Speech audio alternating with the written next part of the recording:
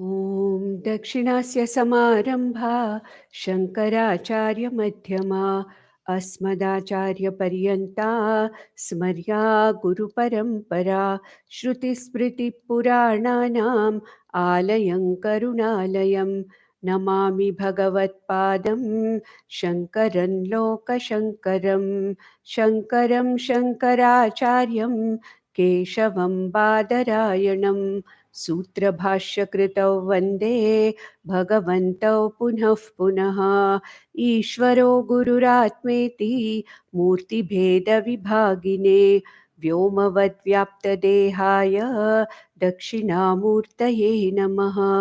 परिज्ञानाश्रम श्रीगुरुशङ्कर परिज्ञानाश्रम शङ्कर सद्गुरु केशववामन कृष्ण पाण्डुरङ्ग आनन्द परिज्ञान गुरु सत्योजात शङ्कर सद्गुरु गुरुर्ब्रह्मा गुरुर्विष्णु गुरुर्देवो महेश्वरः गुरुः साक्षात् परब्रह्म तस्मै श्रीगुरवे नमः।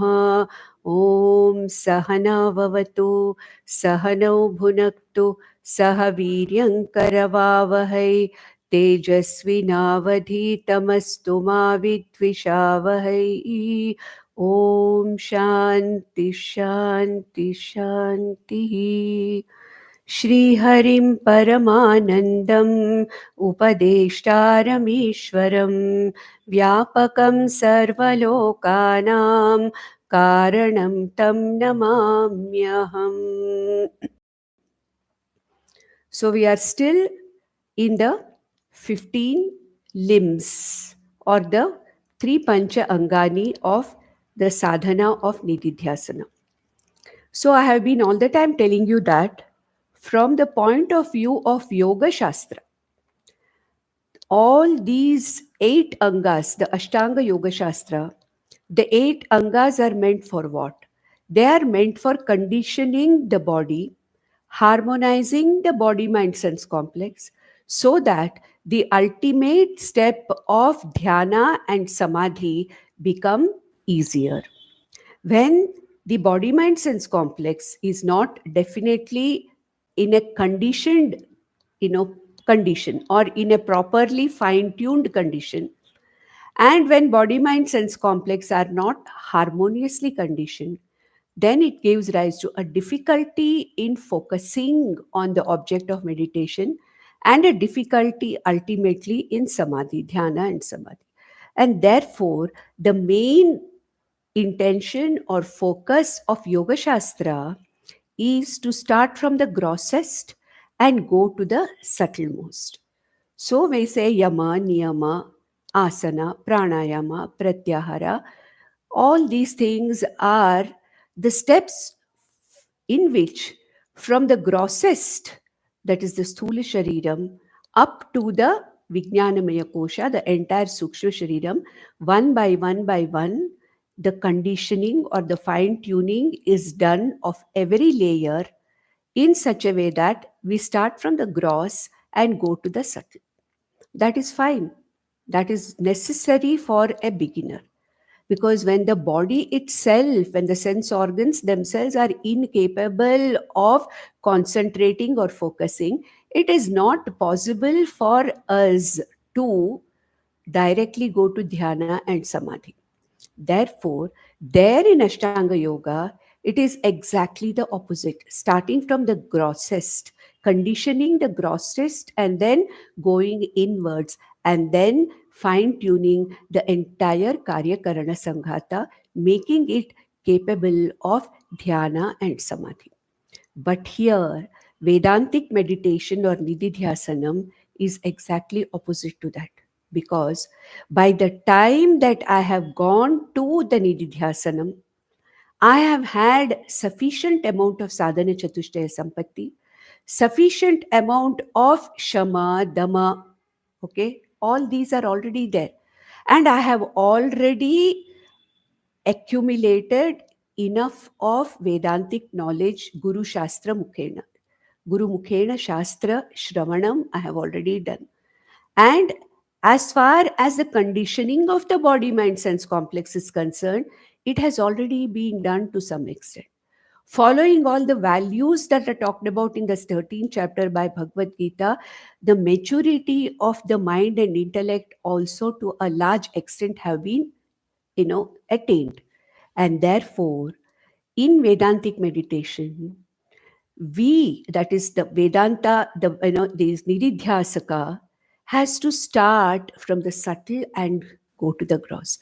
What Bhagavan Shankaracharya says is that when you have understood Aham Brahmasmi, doesn't matter at the intellectual level, and when you want to assimilate this knowledge so that you abide in this knowledge constantly all the time, which is called as Samadhi, it is actually called as a Sahaja Samadhi because this state of abidance in my Swarupam or Atma is Sahaja. It is not something that I'm trying to attain by any artificial means. It is a Sahaja Samadhi by knowledge. It is by this knowledge which I have already accumulated, but right now I am the process of assimilation of this knowledge so that this knowledge becomes absolutely spontaneous and available to me whenever I want. Okay, that is something which is an assimilated knowledge. And this we call as Jnana Nishtha. And this Jnana Nishtha is actually the Samadhi that Yoga Shastra talks about.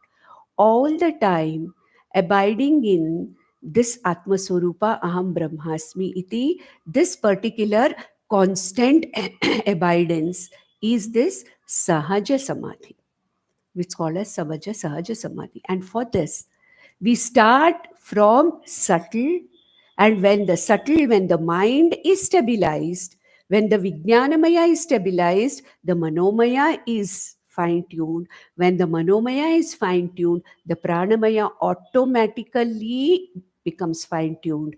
And from inside, when this knowledge works inside out, then even the body is quietened down. Therefore, it's exactly opposite. The sadhana of Yoga Shastra starts from the grossest, goes to the subtlest, whereas an Nididhyasana sadhana starts from the subtlest. And then what Bhagwan Shankaracharya says here is that when you have appreciated the subtlest, Aham Brahman, Aham Ayam Atma Brahma, Aham Brahmatma Asmiti, when the subtlest is assimilated, automatically all the other layers of the Karya Karana Sanghata get properly attuned. So, therefore, we saw that right from the first Anga itself, we saw that Bhagwan says everything he brings it to Atman only. Yama also he says Atman, because all these sense organs, where are they arising from? They are arising from me, the Atma. And when I understand that, then automatically the sense organs are managed. When this knowledge becomes, contemplated upon, then what happens is all the other grosser layers of my Karya Karana Sangata. Karya Karana Sangata means body, mind, sense complex, automatically become fine tuned to each other. And we completed the section on pranayama, where he says, Bhagwan Shankaracharya says that pranayama, that is, rather than controlling the breath, he equates pranayama in Nididhyasana to understanding this, that what? All the bhavanas that are coming, all the chitta bhavas, that are all the thoughts that are arising from the four functioning units of Antakarana, are nothing but those arising from me, this Atma Brahman. So he says in the 118th verse, Brahmatvena yeva bhavana chittadi sarva bhaveshu.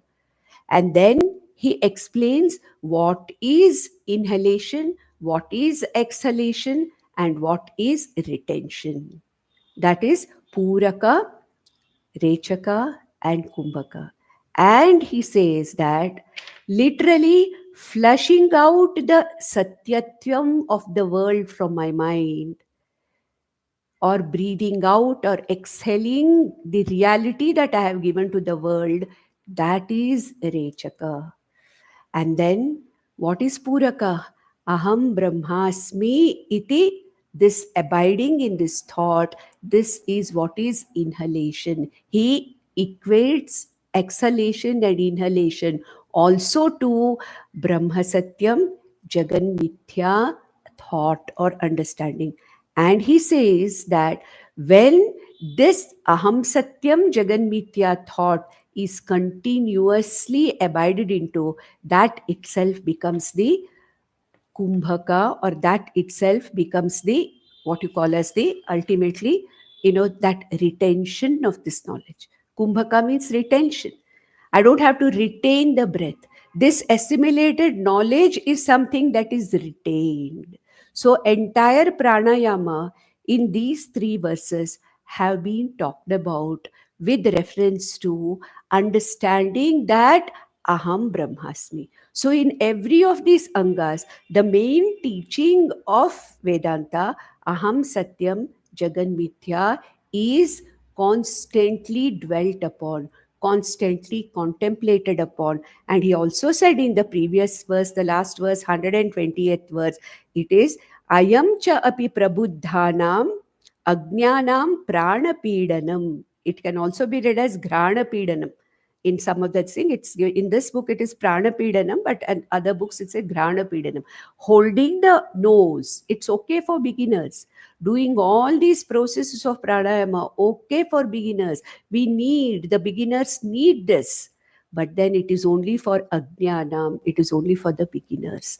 But for prabuddhanam, for those who have understood, even intellectually, verbally, those who have understood the message of the Upanishads, and in whom there is no doubt about what the Upanishads are talking about, in such people, it is not necessary for this traditional pranayama. And he explains that this very knowledge, breathing out, keeping the world where it is outside, is exhaling, not bringing it and keeping it inside me as satyam, that is exhalation.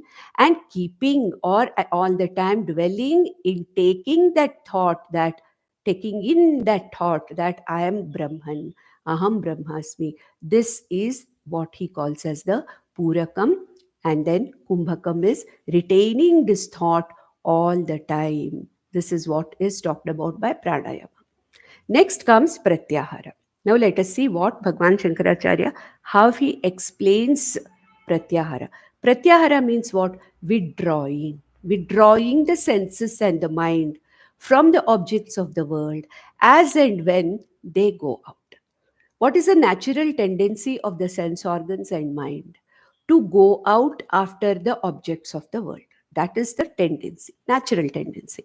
Even when we sit for meditation, the sense organs and the mind are likely to keep going out, try to go and access their particular fields, or their whatever are the respective vishayas.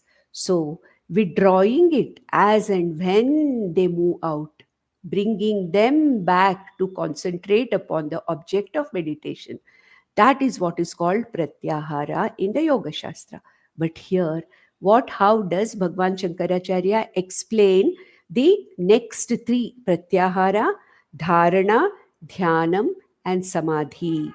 These four are remaining now out of the 15 angas. And let's see how Bhagwan Shankaracharya is going to describe these things. So he says in the 121st verse, विषयेष्वात्मता दृष्ट्वा मनसश्चितिमज्जनं प्रत्याहारः स विज्ञेयः अभ्यसनीयो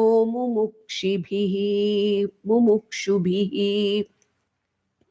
So he says now, rather than withdrawing the mind from the sense organs, understanding that ultimately Brahman is the adhishtanam of all those objects.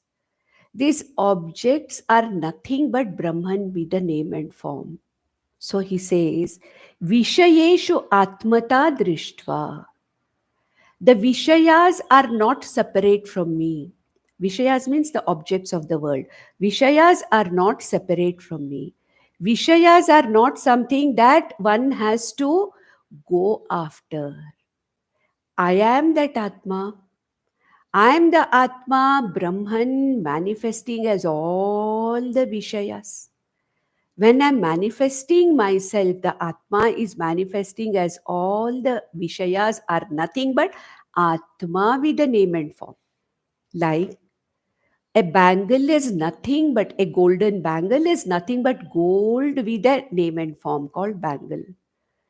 Okay, this chain is nothing but Atma, I mean gold itself with a name and utility and form called as what? Fall as chain. Correct?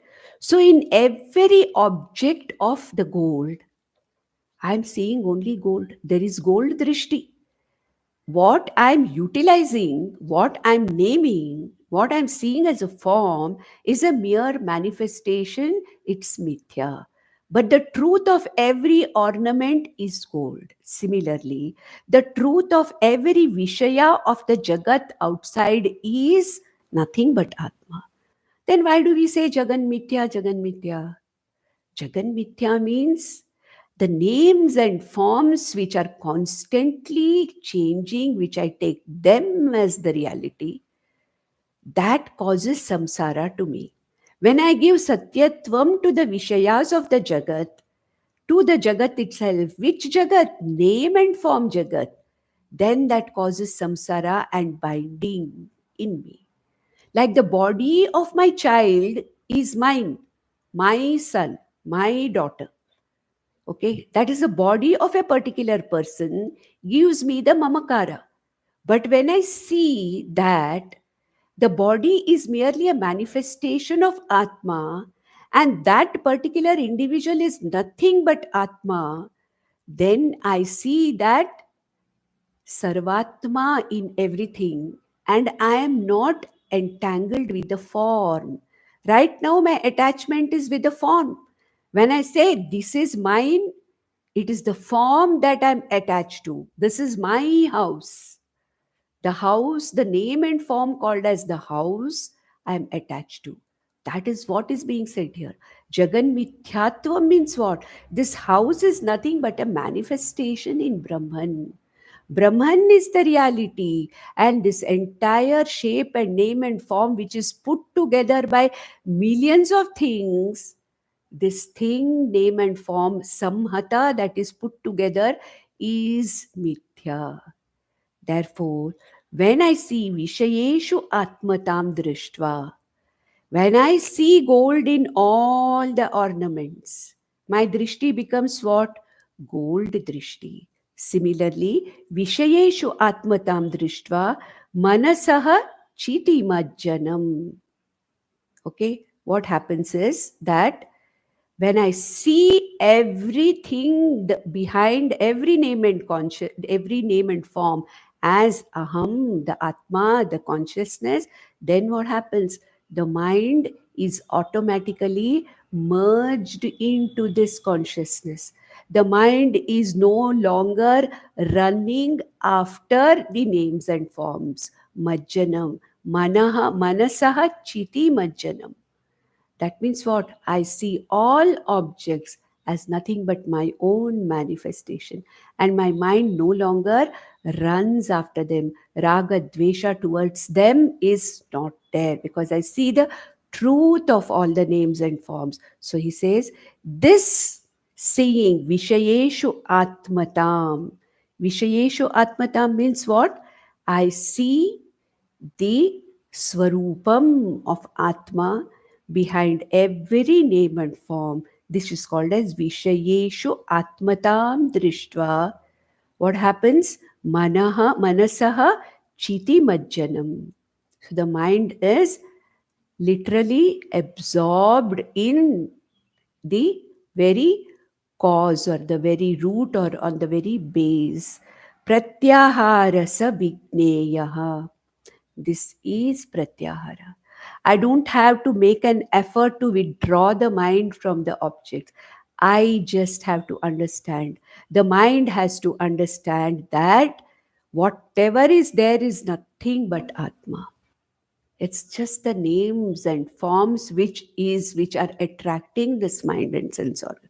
When this is seen, there is a sahaja sthiti of the mind merging with the chit or with the consciousness or Sakshi Chaitanya Atma. Pratyaharasa vigneya abhyasaniyo mumukshubhihi. So abhyasaniya means what? I have to practice that as a nididhyasaka. Whenever I see something, I get entangled in it, attached to it, get caught into it. I have to immediately bring this knowledge that this is nothing but Atma with a name and form. The truth of this name and form object which I am after is nothing but Atma Brahman. It's only the name and form which is there today, which is not there tomorrow. So, this is what, when my mind is constantly going out, this is how I look at it. This is what I bring to my mind, whatever I have learned. Everything is Brahman, Sarvam Khalvidam Brahma.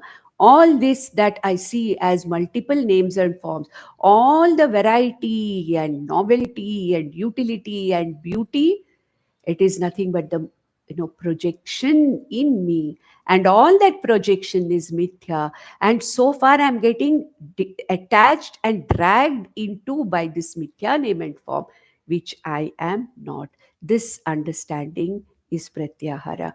Automatically, when the mind has learned the truth of all the objects, it no longer goes after them. It is a question of understanding. So Nididhyasana, by a process of knowledge, is being talked about here. Dhyanam, samadhi, by a process of constant contemplation of this knowledge, on this knowledge, is being talked about here. Now let's go to the 122nd verse. Next one is what? After pratyahara, it is dharana. What is the meaning of dharana? Steadfastness of the mind. Okay, focusing the mind, steadying the mind, and focusing it on the object of my meditation. Here, what is it? Aham Brahmasmi. Brahman, I, or internalizing that knowledge. What? Aham Brahmasmi. Aham Satyam. Jagan Mithya. This fact is something which I have to keep on contemplating for that to become spontaneous knowledge in me. So, this steadying the mind, making the mind steadfast so that it remains on the object of my meditation. What? This truth, this Vedantic truth, that is called as dharana. Okay, here, how is it made? How is it talked about? Yatra yatra mano yati brahmana tatra darshanat manaso dharanam chaiva dharana sa paramata.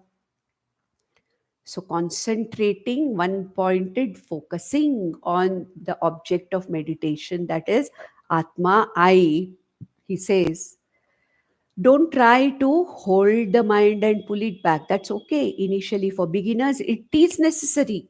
But now I am an Ididhyasaka. I have gone through the process of sadhana chatushtaya sampatti, and whenever my mind and sense organs are going out, and whenever temporarily I am forgetting this knowledge, at that time this spontaneously should be available to me. And therefore he says, what is dharana here? Yatra yatra manoyati brahmana tatra darshanat. Let the mind go anywhere. We have a particular shloka also, isn't it? Yatra yatra manoyati tatra tatra tava pada pankajam. That we have seen that. Similarly here, yatra yatra manoyati, wherever the mind goes. It may go after this, it may go after that, of anything else. Brahmanaha tatra darshana. That is also Brahman with a name and form. So I'm looking at this, it is nothing but Brahman with a name and form. If my drishti or my vision goes From the superficial name and form to the content of that name and form, that is what is called as the Brahma Drishti or Atma Drishti. It's also called as Samyak Darshanam, Brahma Darshanam. Yatra yatra mano yati, tatra tatra Brahma Darshanam, Brahma Darshanat. Everywhere, whatever I see, whatever I experience, whatever is there is nothing but Brahman with a name and form. Now, if I want to see, if I have 5 gold ornaments lined up in front of me, I have one earring here, I have one chain here, it is there. Now I say, I want to see gold. And if somebody tells me, withdraw yourself from the chain and see gold, is it possible? Can I take away the chain to see the gold? I cannot. In and through the chain, my buddhi, my vision has to shift from chain to its content. Supposing I want to see the water in a wave, can I keep away the wave and see water? No. My buddhi, my vision has to look to the content and not the name and form called as wave. Supposing somebody says, you want to see water in a wave? Okay. Withdraw from the wave and see water. Is it possible to withdraw from the wave and see water? No. What do? Only my vision, my understanding shifts from the wave to the water. The reality of wave is water. What is wave? Just water with the name and form. What is the reality of a gold ornament? Gold. Then what is the ornament? It is gold with the name and form. What is the reality of this entire universe? Atma Brahman. Then what is this world? It is merely the name and form.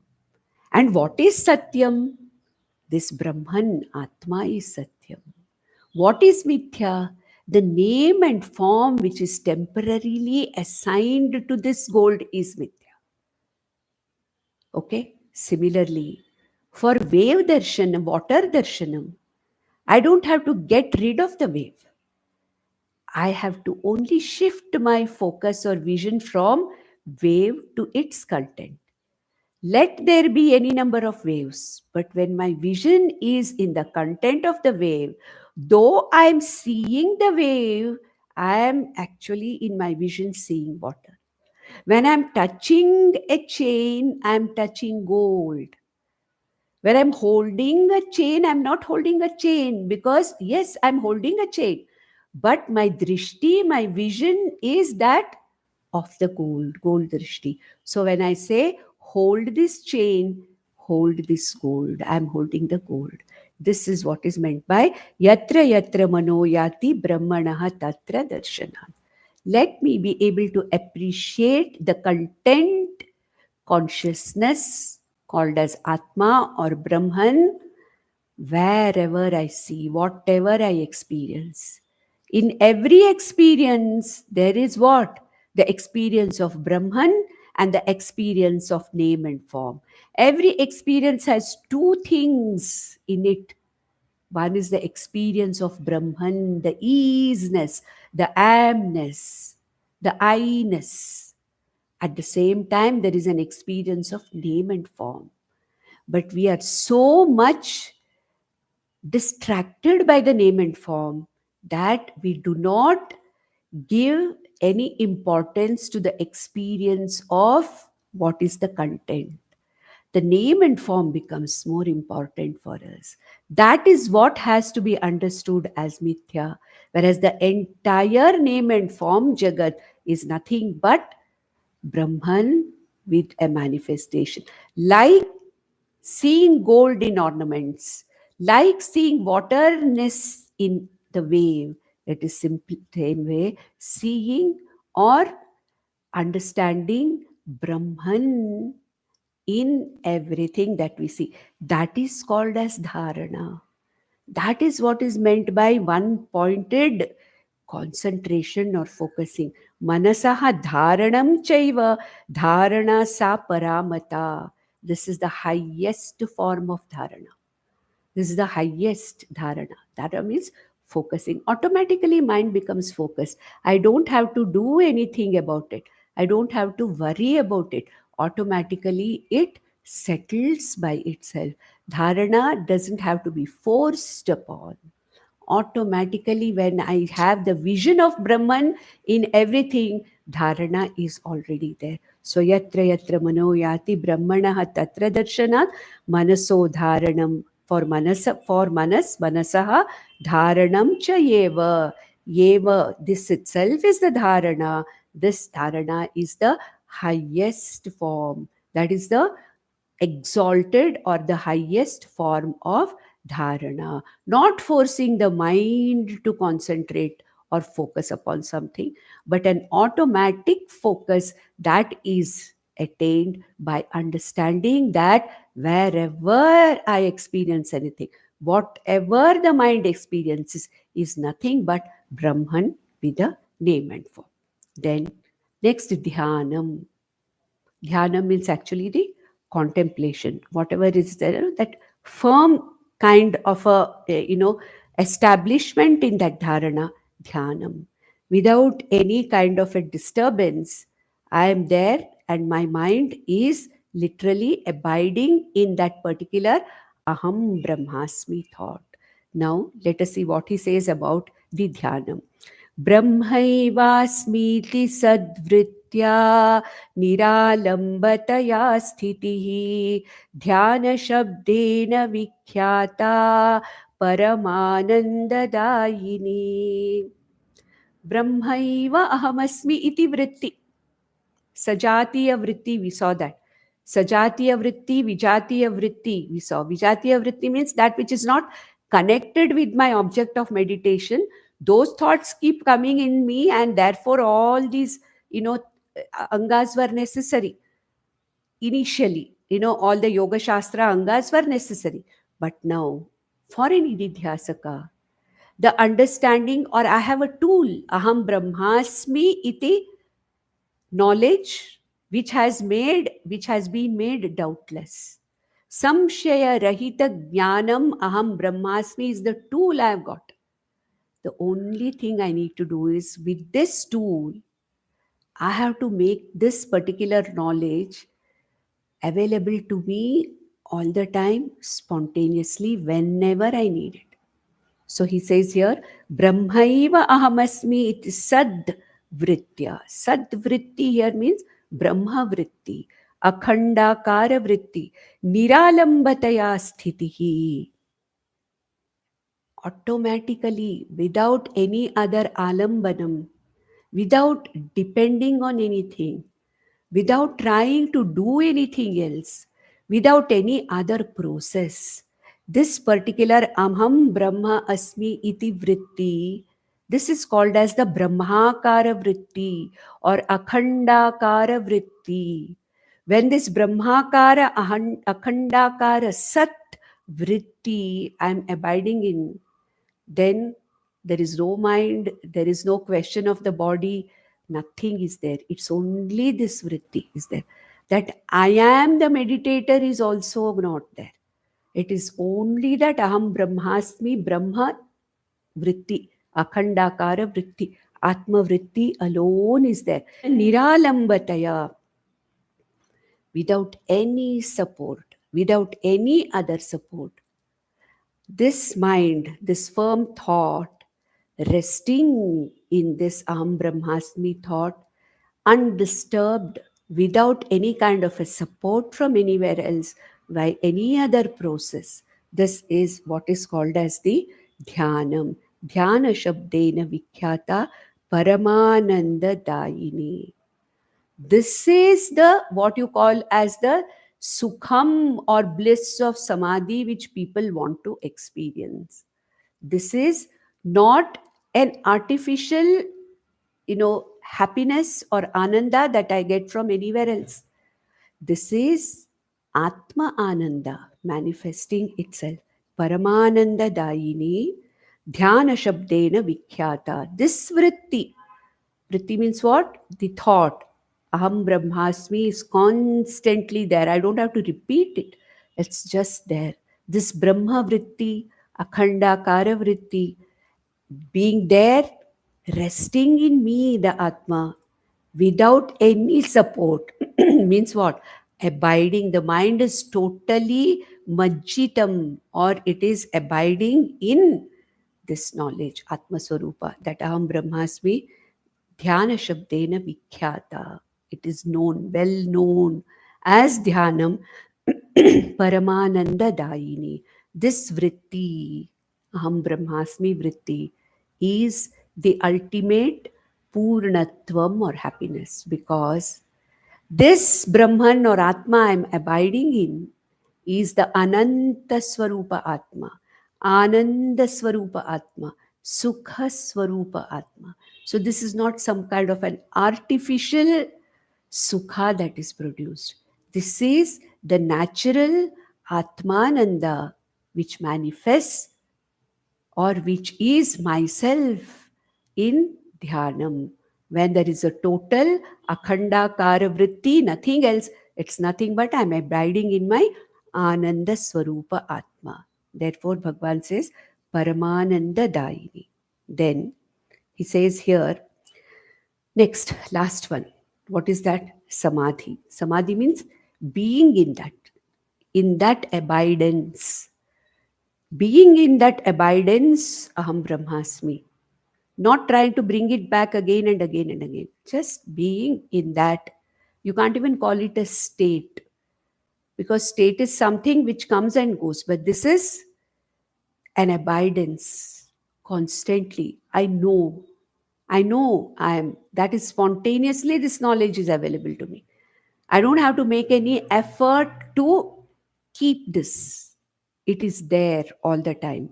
So that is what is called as the samadhi. And what does he say? How does he describe? How does Bhagavan describe this samadhi from the point of view of nididhyasana? He says, 124th verse. निर्विकारतया वृत्त्या ब्रह्माकारतया पुनः वृत्तिविस्मरणं सम्यक् समाधिर्ज्ञानसंज्ञकः. This samadhi or this abidance in the Atma Swarupam itself is called as Jnanam. What kind of Jnanam? Jnana Nishtha. What knowledge did I have before Nididhyasanam? Aham Brahmasmi iti knowledge was there. It was doubtless, but it was not an Aparoksha Anubhuti yet. And with Dididhyasana, what have I done? I have made that knowledge into immediate knowledge, or aparoksha anubhuti, which happens to be the very name of this particular text. So he says, nirvikarataya vritya. There is no vikara anymore in this undisturbed thought. There's no disturbance. Are, am I really Brahman? Or is it simply something am I making, I'm trying to kind of, you know, pacify me or something? Is it really, am I?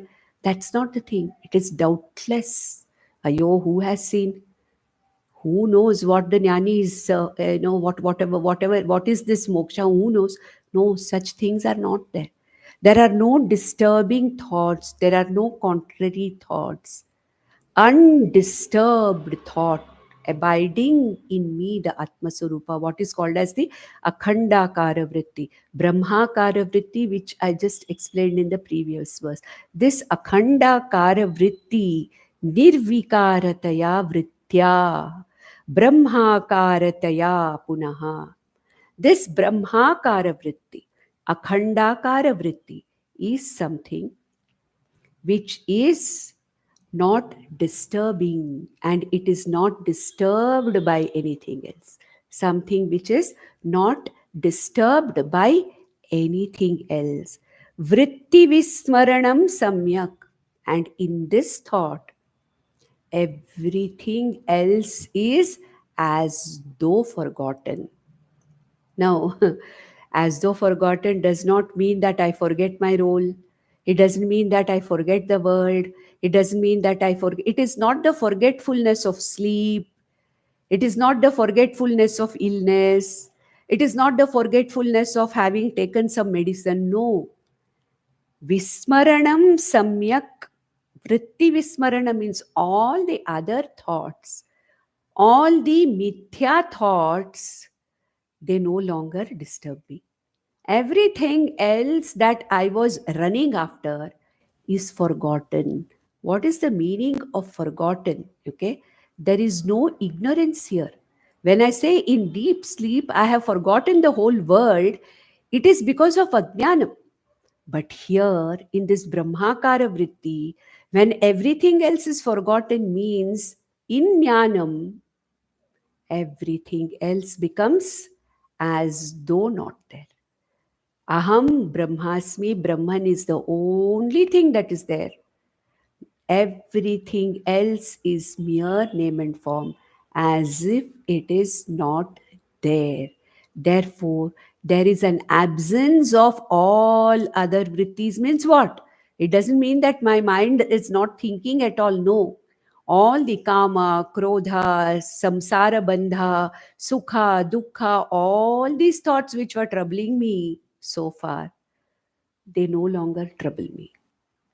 They are as though not existing for me. So he says, Vritti Vismaranam Samyak Samadhi Jnana Sanyaka. That is Samadhi. Samyak, that is forgetting everything else, means thoughts come and go. You cannot stop. Even a jnani will have thoughts coming and going. Even a jnani sees the world. Even a jnani temporarily for a second may have raga, may temporarily have sadness, temporarily apurnatvam may be there, but then immediately this knowledge is available. Before that thought becomes stronger, already the aham brahmasmi thought has come. So, one thing we have to clearly understand that the mind has its own nature. Say supposing I abide in this jnana swarupam and I'm a jivan mukta. Really speaking, all of us are jivan muktas. Okay, we are all jivan muktas. Problem is we don't know we are. That's the thing. But when I realize that I have never been bound, I'm a jivan mukta. My mind has its own thoughts, its own emotions.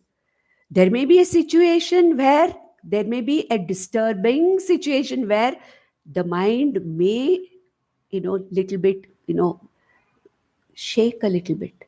There may be times of fear, there may be times of insecurity, there may be moments of weaknesses, but the knowledge is so spontaneous that immediately these thoughts of the mind, whether they are emotional or emotions or any other thought, immediately this knowledge, Aham Brahmasmi, I am that Purna Brahman, Nitya Shuddha Buddha Mukta Atma Ahamasmi, that knowledge is so well assimilated in me that even when the mind is for a moment disturbed, that very moment, this knowledge is available to just put that negative thought or any other thought out.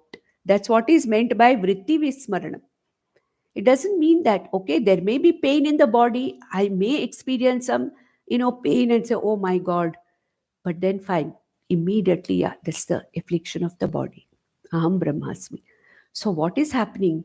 It doesn't mean that all the other thoughts are forgotten. It doesn't mean that the mind does not work in its way. Mind will work, mind will have its responses, mind will have its emotions, even in a jnani, but they are so momentary that this knowledge is immediately comes to your rescue. That is what is called as what? That is what is called as jnanam, which is spontaneously available to. See, when somebody asks me it's like spontaneously remembering my phone number or address. I don't have to remember it all the time. It is there, spontaneously available. When somebody asks me, it comes, but like this is what is meant by spontaneous knowledge. Abiding in this knowledge, this becomes available to me as and when I need. Even a Jivan Mukta, can have. Anger may be there, sorrow may be there. Ramana Maharishi is supposed to have shed tears when one of his close associates passed away. But that was momentary. It was the response of the mind. And when the Shishas asked, "You are a jnani. Why is it that you're feeling sad?" He said, "It's the mind has its own, its nature is that it responds. A jnani is not a unconscious person. A jnani is not a jada person. A jnani's mind also is an equally responsive mind. Our minds are reactive minds, but a jnani's mind is a responsive mind. When things go wrong, even a jnani feels sad, he feels compassion, he feels all these things. But what happens is, it is all very, very, very momentary. And this abidance in this knowledge is available immediately, spontaneously, and the mind is clear. There is no longer any bandha for the mind. The mind no longer has the capacity to bind a jivan mukta in sukha and dukkha. This is what is called as vritti vismaranam samyak samadhi jnana sanyaka. This samadhi is nothing but jnanam itself. What kind of a jnanam? Aparoksha jnanam. Aham brahmasmiti aparoksha jnanam yeva samadhi. Abiding in this Atmaswarupam Yeva Samadhi. And there's no question of coming out of the Samadhi. Okay? The Samadhi means it's all the time there. This knowledge is all the time there.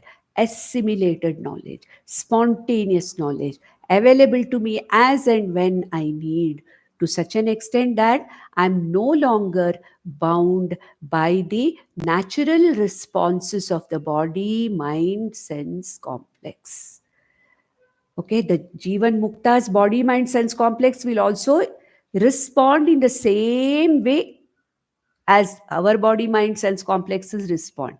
But the difference is the vision of a jnani, or a vision of a, the one who is a Jivan Mukta. Immediately he is able to distance and see this is happening to the body. This is the response of the mind. I am not any of them. I'm not bound by them. This is what is called as Samyak Jnanam. This is what is called as Aparoksha Jnanam. This is what is called as Aparoksha Anubhuti. Okay, so with this, then now his Bhagwan is summing up now these 15 angas that were given.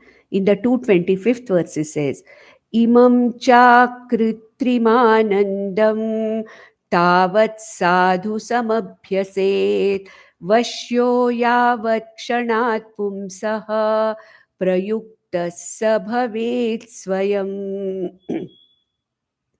So what happens is that this abidance in Atmaswarupam is a kritriba anandaha. It is not an artificially created ananda. Whatever anandas, vishayanandas, artificially created ananda by something in the world outside. Okay, whatever it is, I want to achieve something, attain something, I have attained it, Ananda. It is what something has made me feel the real experience of a state of happiness or peace. So it is an artificial way of creating Ananda. But this particular abiding in Atma Swarupa, Ananda Swarupa Atma, Sukha Swarupa Atma, this Ananda, it's what? Akritrima Ananda. This is a natural, the natural Atmananda itself in which I am abiding. Tavat sadhu samabhyase.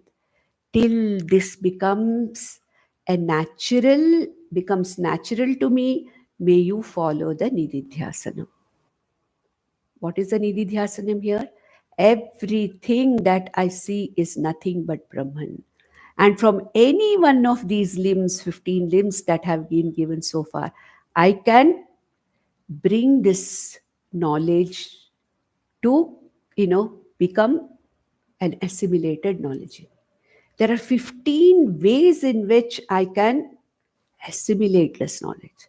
And every step is starting from this knowledge which I have accumulated by Shravanam, which I have made doubt free by Mananam.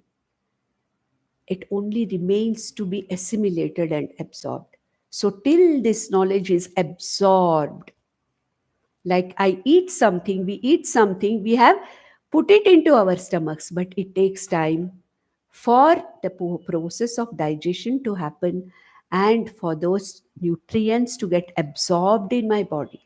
Similarly, this process of digesting it, absorbing it, assimilating it, this is what is called as nididhyasanam tavat sadhu samabhyase. Okay, so this is something which nididhyasanam has to be practiced initially as sitting meditation. Then this should become a spontaneous open eye meditation all the time during all my vyavaharas, what we call as the sahaja samadhi. Till then, vashyo yavat kshanat pumsaha prayuktah sa bhavet swayam. Till it becomes a natural abidance in me. Less and less I get disturbed from the world outside. More and more I find myself abiding in my Sukha Swarupa Atma. That is the indication. And there, till this happens, I have to follow Nididhyasanam. Abhyaset, some abhyaset. May you not give up in the middle. How much time will it take? You may ask. Don't know. It depends upon how much Shravanam we have done, how much Mananam we have done, how much this knowledge is available to me for assimilation in a digestible form. How much is it available to me? What is my preparation for this knowledge? Have I simply accumulated this knowledge or was I prepared for this knowledge? Okay, is my intellect mature enough to process this knowledge? It all depends on that. And it's not something where one can give any kind of a time limit. It all depends on the individual sincerity, seriousness, commitment, and also Ishvara's grace and Guru's grace. Next, in the next verse, in the 126th verse, he says, Tatah sadhana nirmuktaha siddho bhavati yogirat tatsvarupam na chaitasya vishayo manaso giram. So he says, Tataha, from there, from this abidance in Ananda Swarupa Atma, sadhana nirmuktaha siddha bhavati. No more sadhana is required for this person. All the sadhanas have ended in moksha, in Jivan Mukti. So, siddho bhavati yogirat. Yogirat means he is the most exalted among the yogis. So, a nididhyasaka, a jnani is called as a yogi. A nididhyasaka is also a yogi. When the nididhyasaka is able to have this samyak darshanam and aparoksha anubhuti, such a darshanam, such a person is the most exalted or king among yogis. Yogirat means Raja or the exalted one among the yogis. He is a Siddha. Siddha bhavati. Siddha means what here? Siddha does not mean that you have miraculous powers. That is also one of the animadi siddhis, various other kinds of siddhis a person may have. But then here, Siddha means when you have accomplished something, it is called as a Siddhi. It could be an accomplishment of Vashikaranam, it could be an efforts, whatever. But here we are talking about what? A Siddha means the one who has attained or seen himself as the Siddha Vastu Atma. The Siddha Vastu Atma Ahamasmi iti, who's abiding in this knowledge. He is a Yogirat, most exalted among these people who have tried or among the Nilidhyasakas. Siddhaha bhavati. He is a Siddhaha. Siddhaha means what? He's free from everything else. He's abiding in that Siddha Swarupa Atma. I already said Atma is the Siddha Vastu. Atma is the Siddha Vastu. It is beyond sadhana sadhya. Now, once I have understood that I am that Siddha Vastu, after Nididhyasanam, I no longer need any sadhana. No sadhana sadhyas are necessary because the purpose, the ajnanam is completely gone. Samyak darshanam has taken place. Aparoksha anubhuti has taken place. There's no question of again getting afflicted by ajnanam. Ajnanam, affliction will not be there anymore. I am totally and once and for all freed from this ajnanam. What ajnanam? I don't know what I am. That is my ajnanam. I don't know what the world is. That is my ajnanam. What is jnanam? Aham Brahma Asmi jnanam. Jagat Mithya Asti is jnanam. And Jivo Brahmaiva Naparaha. I am not a separate individual. I am this Atman, this Brahman, which is everything. This individuality, this body mind sense complex is a mere projection in me, the Atma. This, when I come to know, then what happens? Tat Swarupam Nacha Yetasya Vishayo Manaso Giram. It is not a matter of explaining it in words. It is the natural state. Okay? For example, now, supposing somebody asks me, what do you mean by I'm feeling healthy? What do you mean by feeling healthy? How am I healthy? Can I describe a state of health? I'm feeling fine. Somebody asks me, what do you mean by you're feeling fine? No, I'm healthy physically. What do you mean by feeling healthy? Can I explain it? I cannot explain it, isn't it? Even as a healthy person, today I may have a little cold, tomorrow it will go away. Day after I may have a small headache, that will also go away. Correct? So, most of the time, I am healthy, abiding in health. Occasional problems, disturbances, they settle themselves, they manage themselves. Similarly, swasthaha, a person who is abiding in the Atmaswarupam is swasthaha, sukhi, sukha swarupa, swastha. That means what? He has reached home. I have reached home. I am swasthaha. That means nothing else can disturb me. And this is something which cannot be described in words. If I ask a jnani, what does it mean to be a Jivan Mukta? What will he say? He or she will say. They may only say that I'm no longer disturbed by the world. That's all. Nothing disturbs me anymore. Temporarily, once or twice, some small disturbance may be there, but most of the time, I'm, abiding. It's happy. I'm happy. That's what it is. Nothing else. So he said, Tat Swarupum Nacha Yetasya Vishayaha Manaso Giram. This is not a Vishaya for explaining by words. It is an Aparoksha Anubhuti. It is an Anubhuti. It is not something that a Jivan Mukta can say, it is this or it is this, it is like this, it is like that. It cannot be explained Aparokshataya. So we'll stop with this.